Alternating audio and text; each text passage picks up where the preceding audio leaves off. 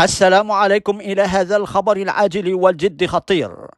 وقع انفجار ضخم وسمع دوي طلقات نارية وسط شوارع العاصمة البلجيكية بروكسل، وذلك بعد انهزام المنتخب البلجيكي الشياطين الحمر أمام نظيره المغربي أسود الأطلس برسم الدورة الثانية لدور المجموعات في مونديال قطر 2022.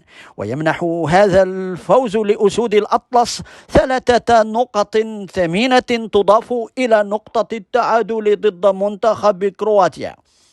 وحدث هذا الانفجار خلال خروج مغاربة بروكسل للاحتفال بهذا الفوز الكبير.